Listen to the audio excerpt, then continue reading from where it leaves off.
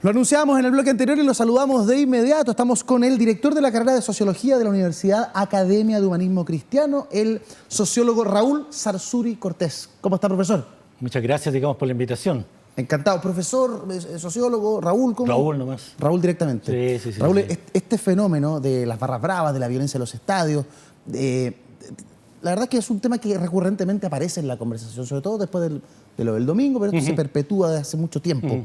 Y no le hemos logrado dar la vuelta, al menos los distintos gobiernos han estado con el problema ahí y no han logrado sacarlo adelante desde la arista del orden, ¿cierto? Y hoy día quisiéramos incorporar en la conversación el debate social, lo que pasa y cómo ha evolucionado la situación en los estadios que deriva finalmente en violencia. ¿Qué análisis macro podría hacer usted en un comienzo de la génesis de las barras bravas en Chile?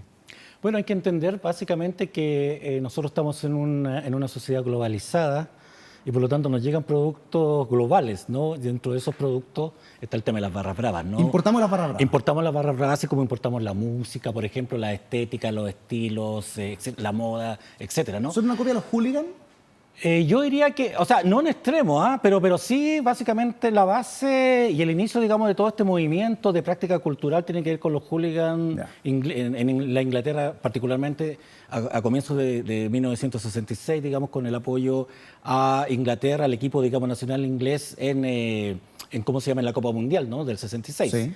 ¿Ya? Y yo creo que de ahí se genera este movimiento, que es un movimiento no solamente deportivo, de deporte, sino también un movimiento cultural. Sí. Ya, porque tiene una estética, tiene prácticas culturales, tiene consumo específico, etcétera. Por ejemplo, uno puede destacar acá que todavía podemos verlo nosotros en los estadios, la masculinidad exacerbada, ¿no? El uso, digamos, básicamente del alcohol, el uso también exacerbado en algunos casos ahora de la droga, que tiene que ver con prácticas que se asociaban inicialmente a la clase obrera inglesa, ¿no? La masculinidad exacerbada, el consumo de cerveza en los pubs y básicamente el uso de la violencia, ¿no? Dicho aquello, el fenómeno llega a Chile. ¿En qué momento lo situaría usted?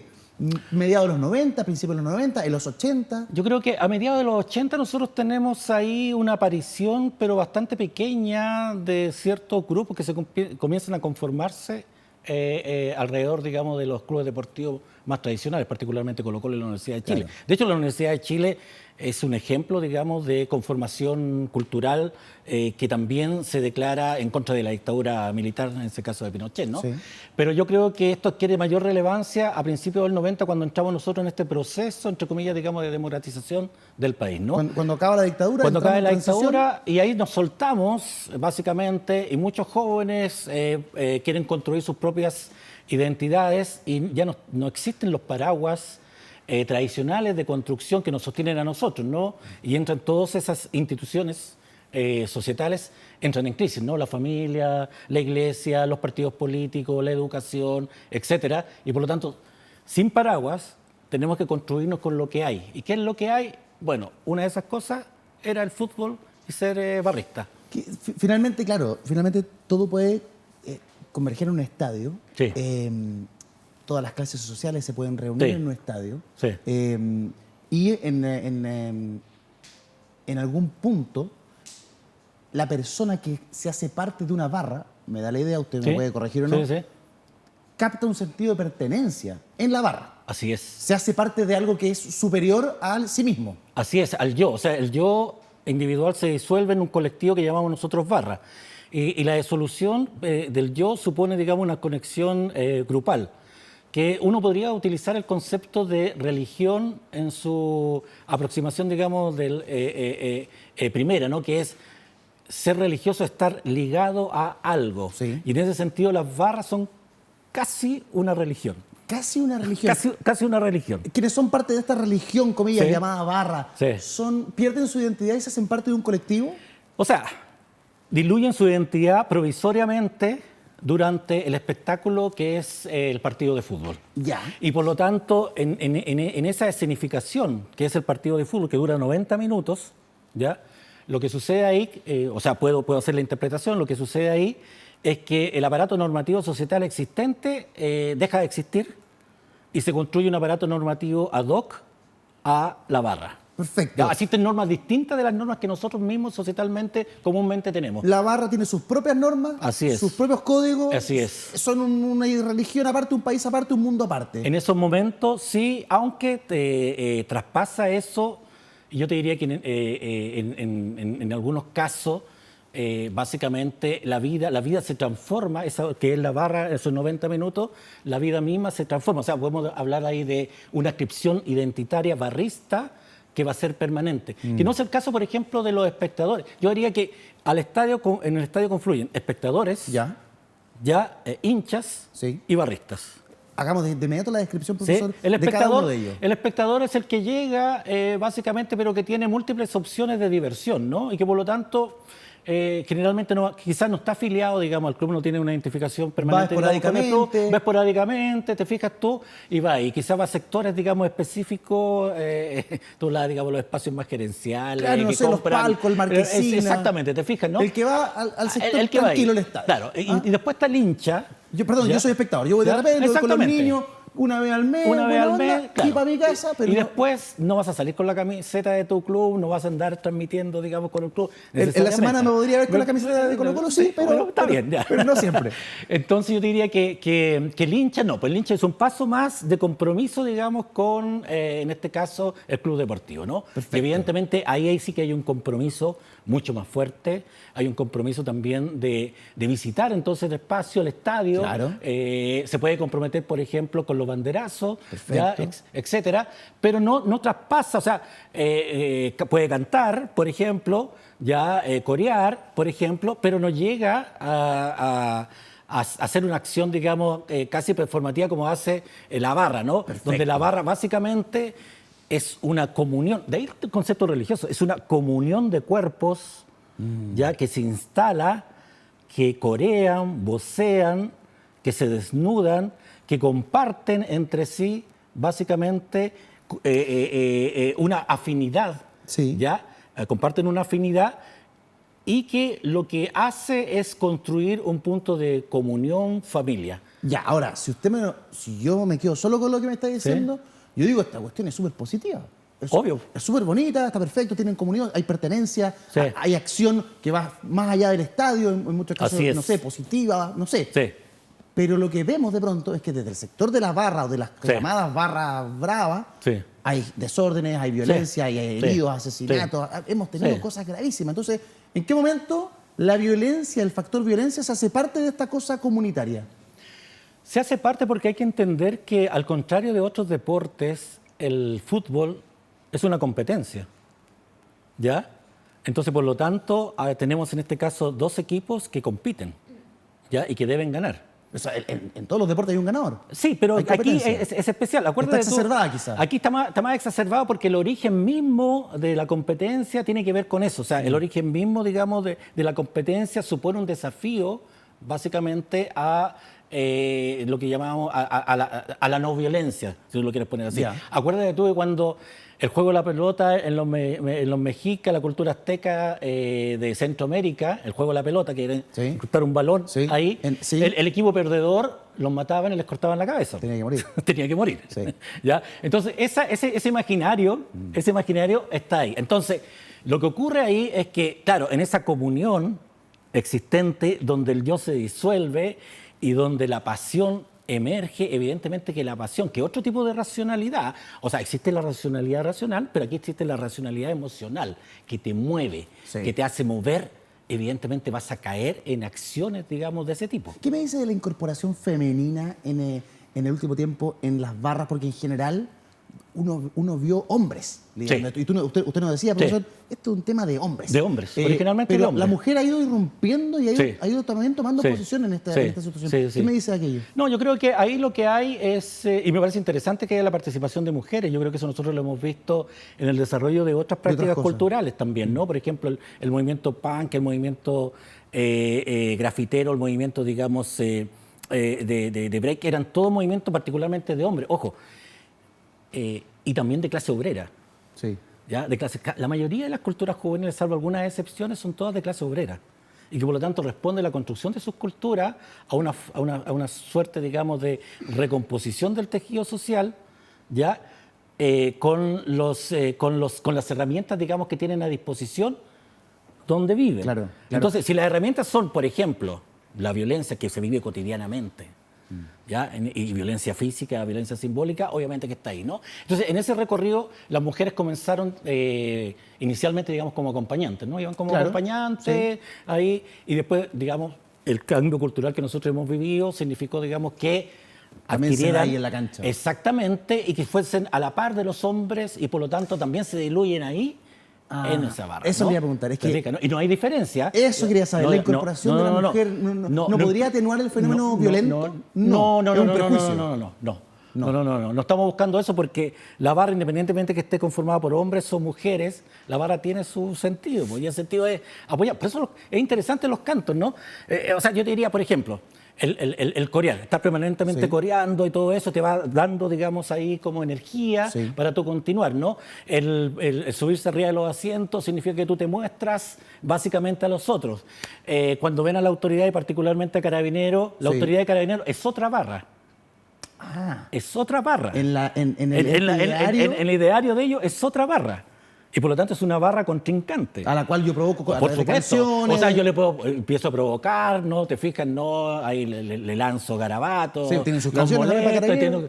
Evidentemente no lo vamos a nombrar acá, pero tienen sus canciones ahí. Y después comienzan, digamos, a tirarle cosas a las otras barras. Y alguien pasó ahí las bengalas, que se supone que están prohibidas.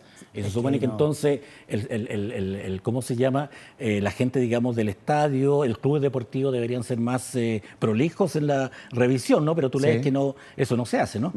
Ahora, si usted me pudiera dar alguna luz, profesor, de cómo enfrentar el problema, no sé enfrentar la palabra, cómo trabajar el problema para solucionar el ítem que más complica, que es la violencia. Yo creo que nadie podría tener problemas con que gente tenga sentido de pertenencia, que se reúnan, que tengan acciones sociales.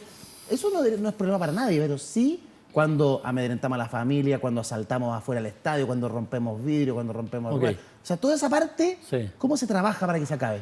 Es que es difícil, ¿eh? Yo creo que porque aquí nosotros estamos frente a un problema estructural.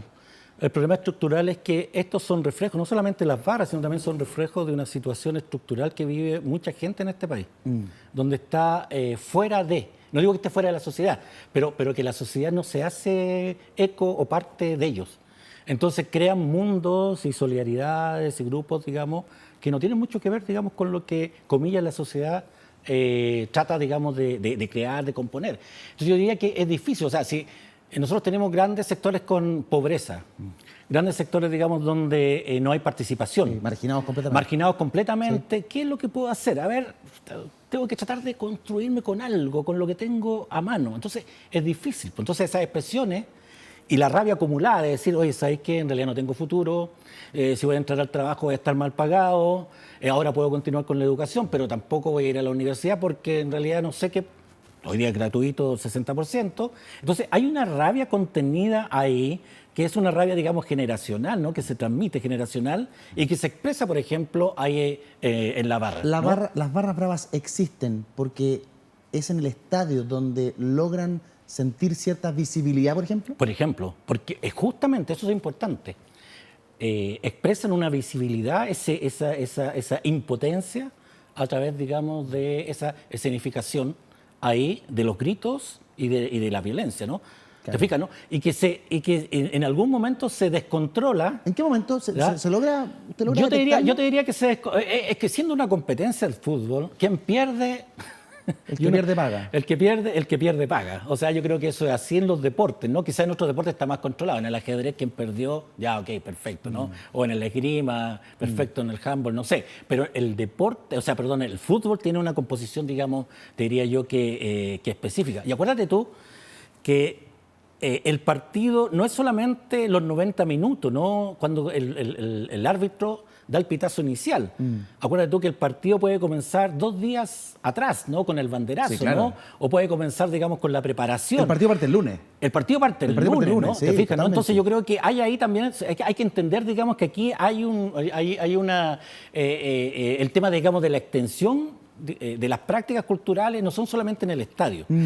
Y lo otro que yo creo que hay que entender ahí es las transformaciones que ha vivido el deporte acá en Chile, ¿no? A ver. Por ejemplo, lo que tiene que ver, uno, con el tema, digamos, de la introducción del mercado y las sociedades La sociedad anónimas claro, deportivas. la ley de... Porque generalmente el hincha y también el barrista entra ahí a una disputa, digamos, con esos formatos que son tan mercantiles, porque para ellos la camiseta no es una cosa de mercado. No, pues es sagrada. Es sagrada. Y por lo Sí. tanto, cuando eso sucede, ya, y por eso está la discusión ahí entre los barristas y los clubes deportivos, tiene que ver con eso. Porque si tú le preguntas a algún barrista, y quizás también a algún hincha, ellos no quieren saber nada con las concesionarias, ni nada de claro. eso.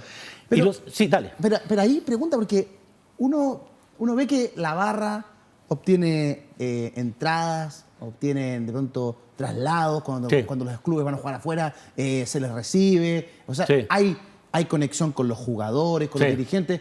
Eso es porque de alguna manera es la manera que tienen los clubes y todos los estamentos dentro del club de convivir con el fenómeno de la barra, o es porque hay amedrentamiento y les tienen miedo y dicen, bueno, es la única manera, pasemos el stick, no sé. ¿Cómo se genera ese diálogo? Los chicos y chicas aprovechan eso, pues. O sea, si el club me da la oportunidad de eso, en vez de estar en la estación de metro juntando las monedas, como dicen ellos, para poderse tener para una entrada, si el club me hace eso, lo aprovecho. ¿Por qué no lo voy a aprovechar? Sí. Eso no significa que, porque reciba eso, no lo critique, ¿no? Claro. Y le grite entonces en la cara, en el partido, lo que son. ¿Te fijas, no? Sí. Y yo creo que lo otro es que